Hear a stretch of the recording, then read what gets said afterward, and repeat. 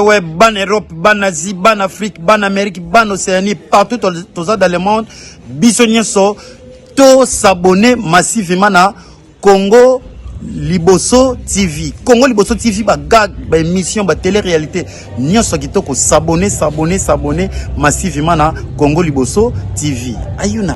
Bien-aimés dans les Seigneurs, shalom, shalom. Ici Kamozami, Obomisana Kolanda chaîne Milo, Congo Liboso TV.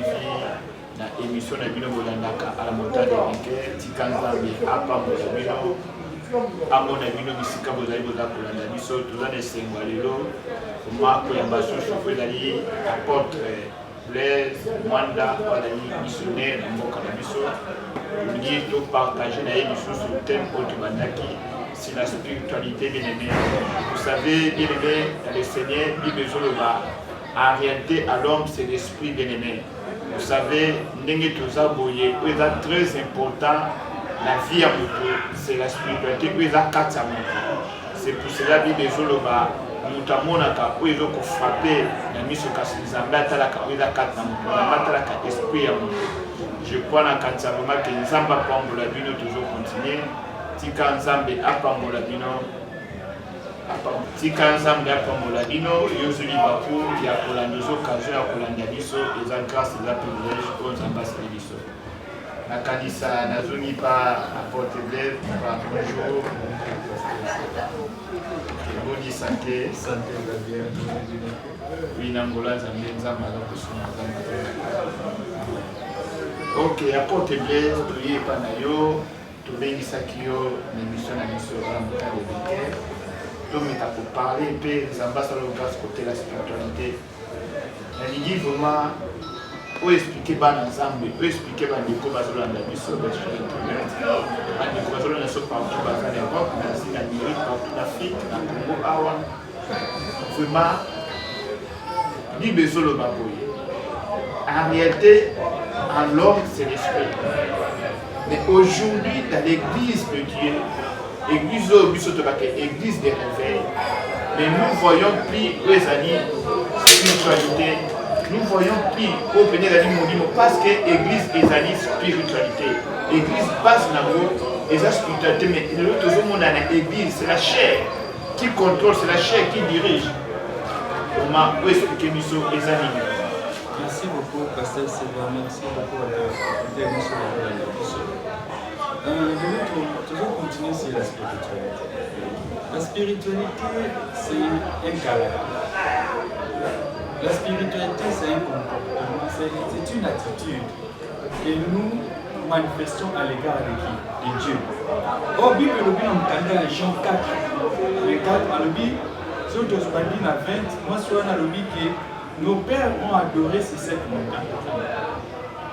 Et Jésus a dit, ce ne serait plus ni sur cette montagne, ni à Jérusalem, mais les vrais adorateurs adoreront le Père en esprit et en vérité. On n'a pas dit les adorateurs, mais les vrais adorateurs. Oh, il peut y avoir les vrais adorateurs qui adorent Dieu en esprit et en vérité, mais leur âme, leur corps est captive. Parce que l'homme, lorsqu'il est spirituel, sache-le bien, dans sa vie, il y a aussi des combats qui surgissent.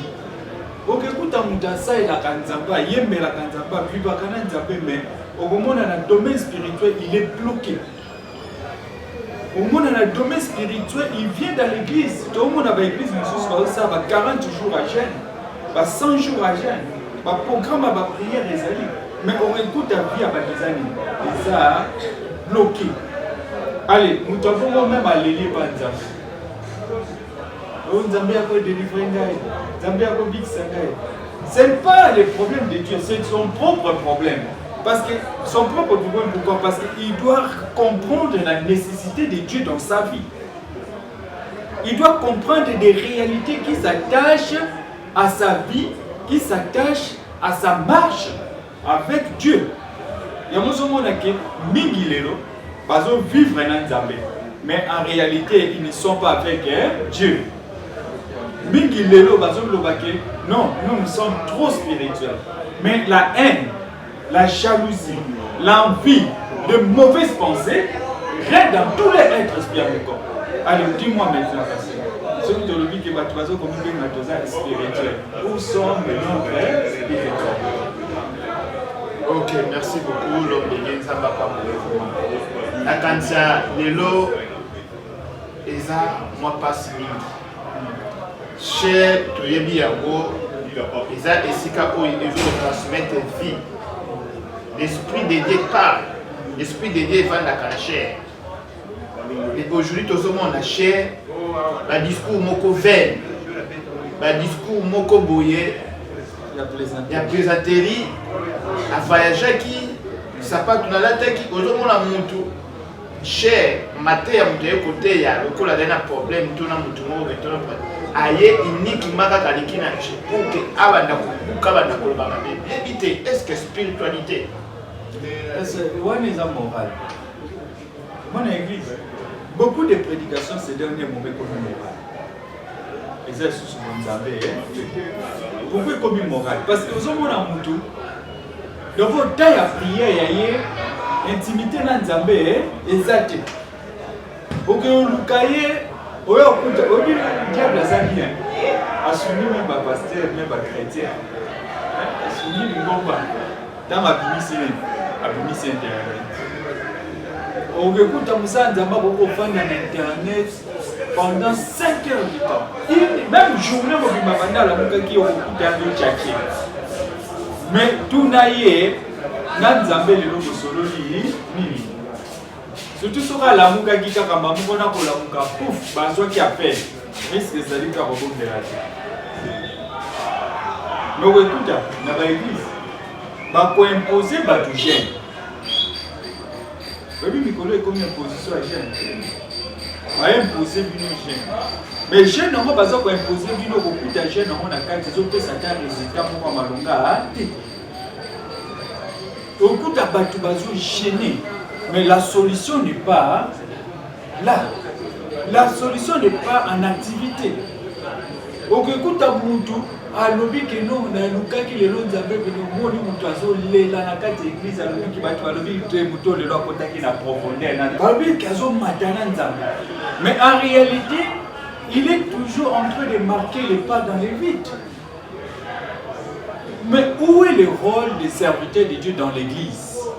Parce que l'église a besoin que la vie des chrétiens, la vie de l'église change. Lorsque nous venons à l'église, c'est pour nous décharger de tous nos fardeaux. Et si nous avons ça dans Nzambe, parce que l'église, il faut qu'on ait ça va pas si bien pour nous. Au lieu de qu'on a posé ça dans Nzambe, solo bandimi pour azomé ma charge na bango un berger o azoko boko la ba même ko yoka solo ba même na nzoto o azoboko la bangulu ko yoka solo bangulu na nzoto ni o azoboko eloko nyonso muto aboko la ko sentir que vie na ye koma le ko le loko wana mais ok trouver pas basala tape mususu solo ata ya même moko ezaki solo ata ntaba moko ezaki solo ba be ya ba prévu oyo ba pesiye. Les autres se manifester. Mais lorsque cela ne se manifeste pas, l'homme est devenu qui? Il n'a pas la spiritualité. Donc, comment quand même si on a diminué charge à pasteur? Au lieu que pasteur n'a même ma charge à rien, il y a pas de où est l'esprit, la spiritualité?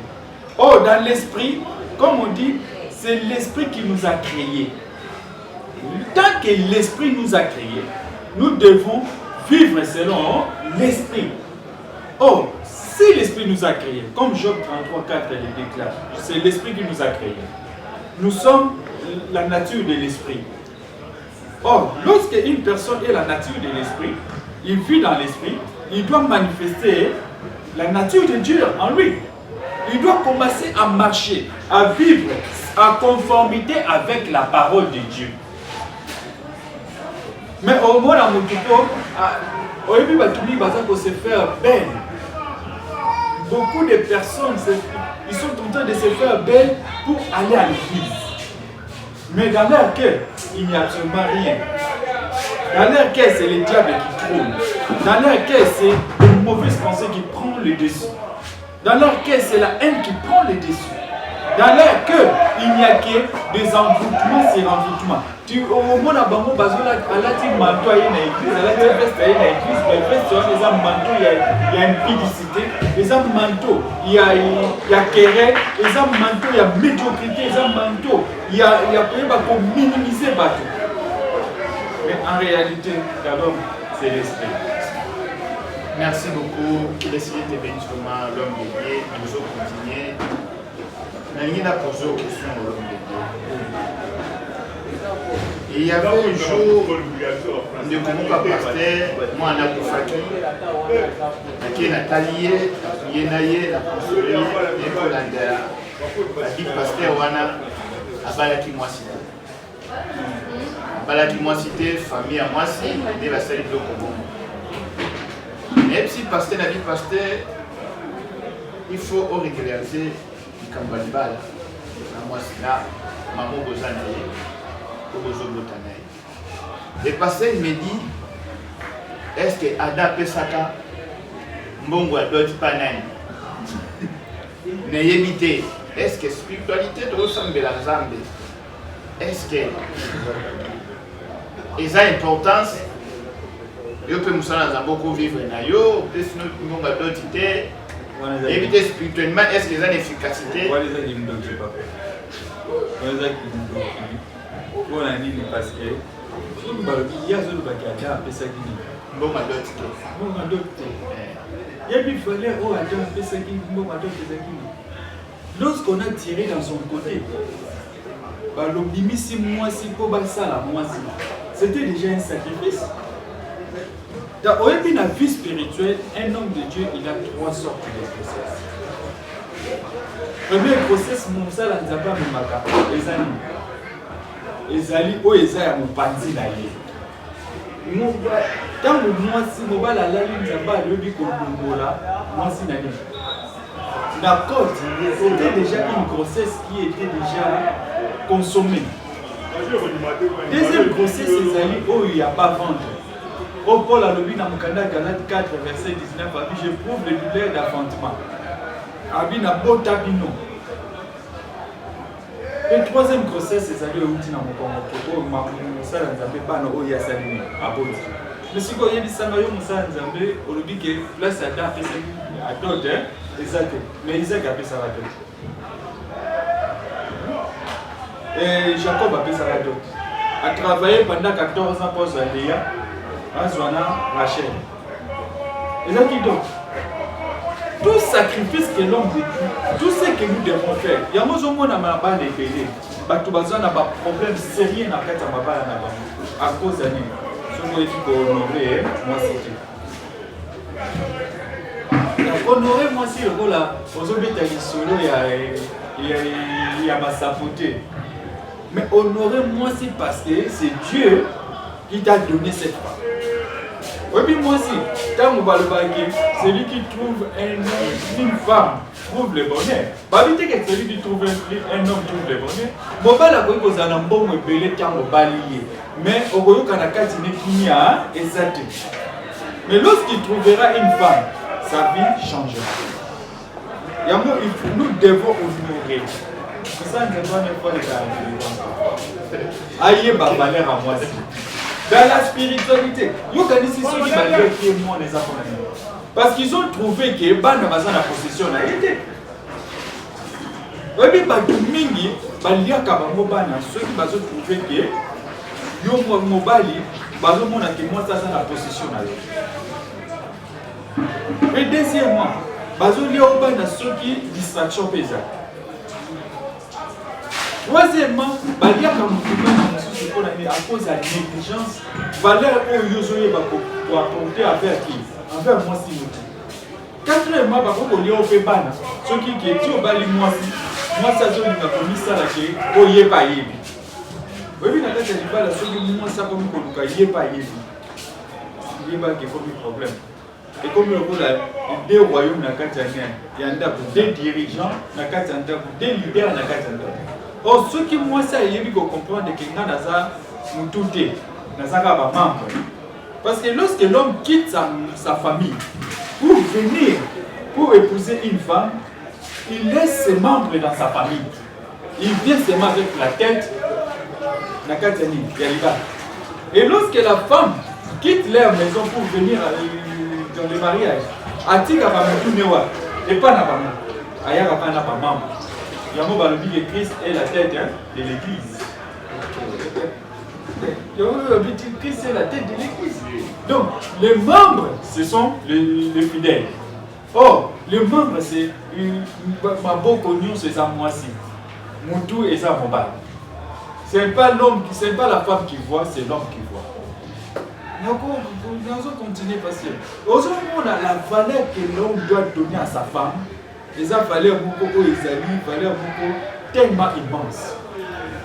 Tu vois, nous avons valeur tellement immense pourquoi? Parce que tout à la passion. Babi que la mère génitale de l'homme c'est qui? Non, c'est pas Dieu. La mère génitale de l'homme c'est la terre. Parce que l'homme a été tiré de la terre. Donc Dieu a eu une relation intrinsèque spirituelle avec qui? Avec la terre, pour dire à la terre, j'ai besoin que tu me donnes, que tu donnes naissance à qui? À un homme. Et la mère génitale de la femme, c'est l'homme. C'est pour cela l'homme, il doit protéger sa femme. Pour le protéger, il faut donner la dot. Et ce sont des actes qui poussent, qui créent que si dans la spiritualité il n'y a pas tout ça, il y a que moi ça entre le marteau et la clé. Il y a qui dans le domaine spirituel, frontière et zalarate na bandoki. Ndoki aza na Kinshasa mazola ka mutu na États-Unis, azola na France, azola na quatre kwa monde na pas bomier. Pour prouver que la spiritualité est un malage. Ok, merci beaucoup, Zamba Pambolon Bédier, qui va continuer. Il a posé une question. Aujourd'hui, je me souviens encore, lorsque tout s'est converti, même au Kanti, c'est comme si vous avez sué. Vous avez vraiment qui donne à pécher. Vous avez qui m'y c'est comme si, mais aujourd'hui, ça me pose beaucoup de questions.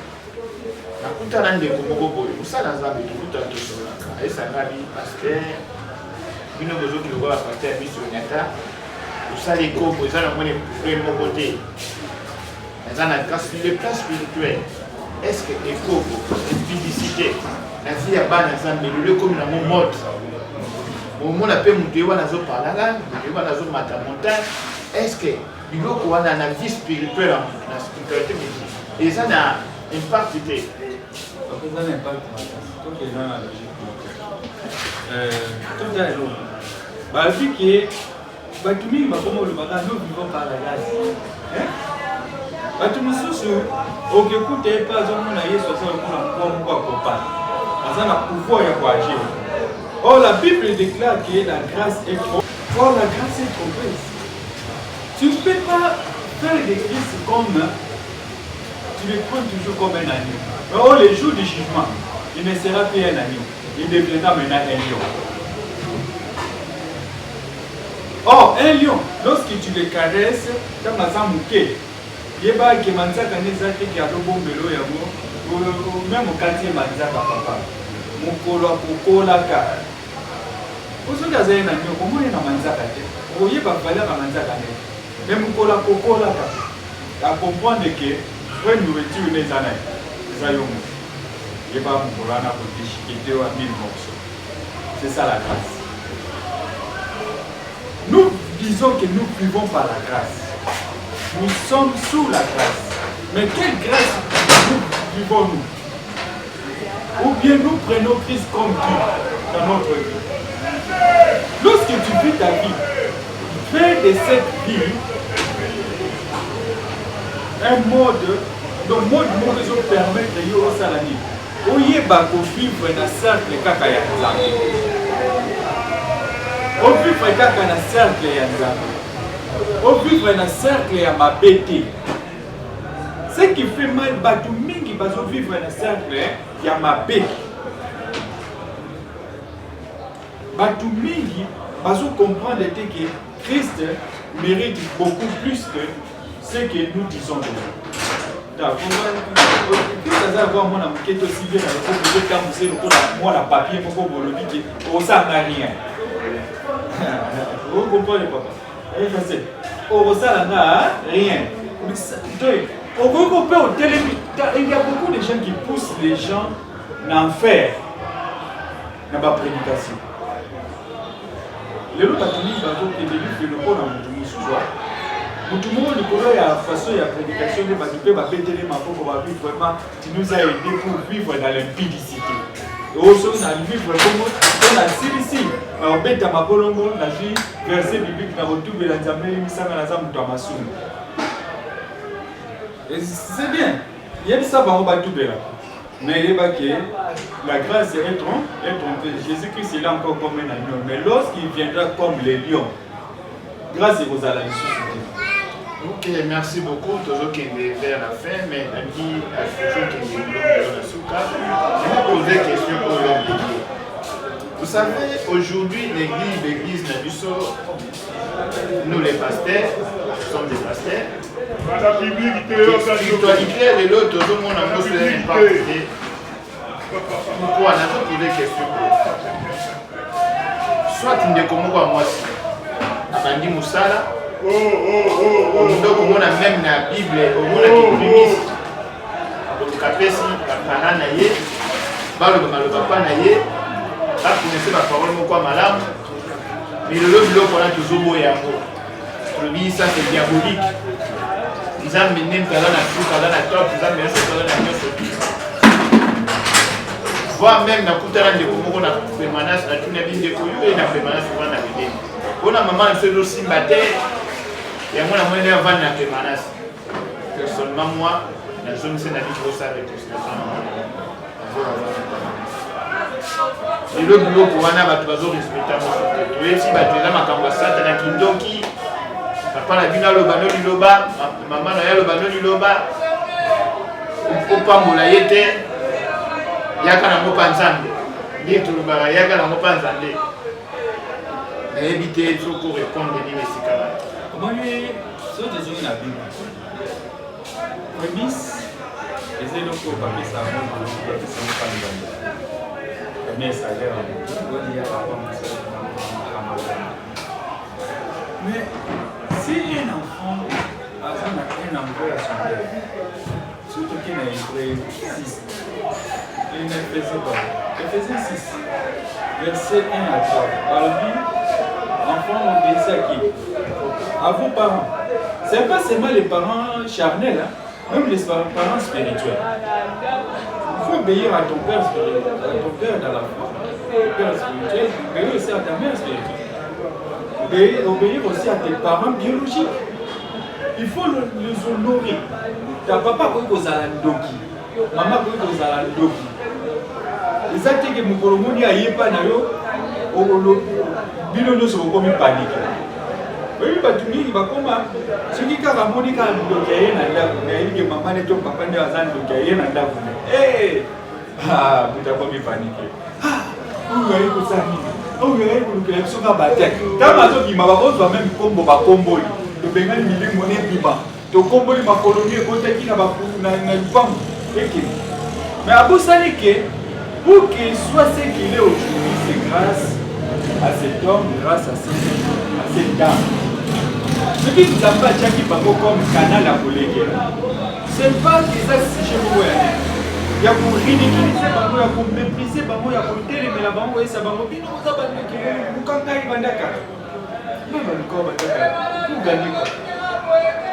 c'est à toi de prier pour eux. Dans ce pays-là, on a des manches à papa belé la carrière. Il y a des gens qui mais tant que tu as marqué contre maman et contre papa, à ça, à qui trouver maman et papa, et ici, papa, dans un monde, on a malade. Dans un monde, on a marqué les mains. Dans un monde, on a mais il y a pas que yom to bota inga. Vous avez trouvé que ça la ngama be mais il y a pas que yo boli. Soko bominga na zana mwana muke. Il y a pas na suka na ngo bozwani. Il faut ngande na sani na kunda yo ke yo sala ni. O kunda ngai.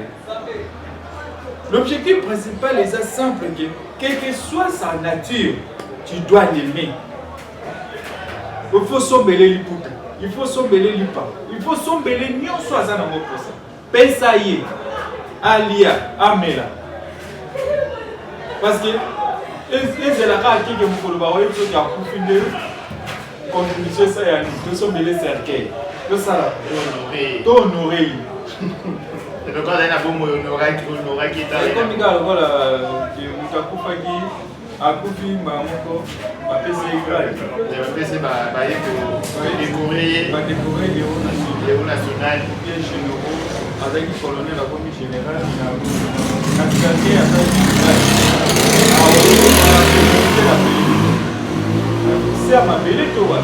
ok, merci beaucoup. Zamba comme tu comme la suka question ya suka na zo poser. Kuma Zamba Pambolo notre réalisateur Coupi parcours normalement Zamba mona yo na tu vas poser sur quelques minutes. Kuma nenda tuna question. Le loko kaba na kisasa surtout biso batuni. Surtout biso africain. Tu koma kubanga spiritualité sur la pesi ya kubloquer ngai. Mutala na poto surtout bata poto. Abia continuer baba poto wala te. Donc wala te. Su continuer à bloquer yo kanga yo. Même dans cela les lobos nous la soute mutazo le lanzala. Na mona la distance na victoire mutole na tenini. O abia zo le lanzala mais ba na téléphone bazo filmer ye. Te batina la moyen ba benga moyen. Tala na spiritualité. Oh, il y a des choses qui sont très bien. Est-ce que au cultiste et la mine de la gamme malade la poto mine serait besoin pour la boyemi nous tous les gars dans danger faut assister mais biso a walilo mutemo to komina mo ata mutazo sambela mais pour que sungata muto mona nzela boye a fait ça dit tout monde au monde tout le monde pas bande connaissance ba musulman ça na bon monde ba lope ça ba to mais biso komi a ko bloquer yo a ko kanga yo na éviter pasteur expliquer biso au message voilà omoni bato bazali tema mabe koleka makasi o balobaki chaque jour bakenda kosambe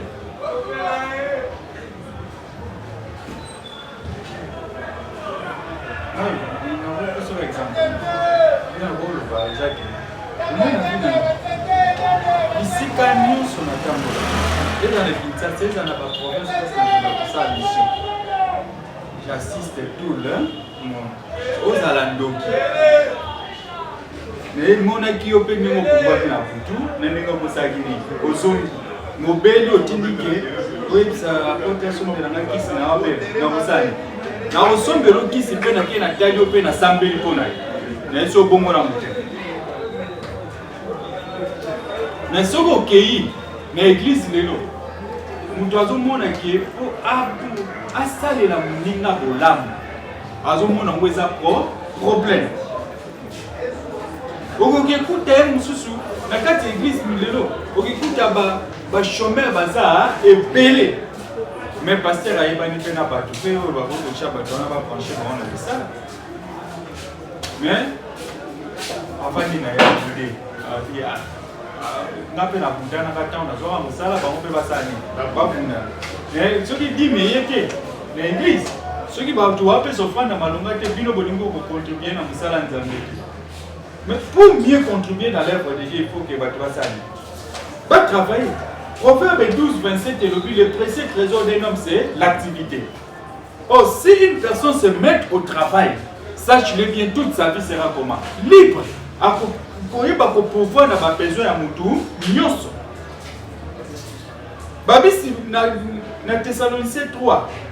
2 Thessaloniciens 3 verset 10 à 12, Babi celui qui ne travaille pas ne mange pas non plus. Mais si go, c'est un batu bazumutaza na moté.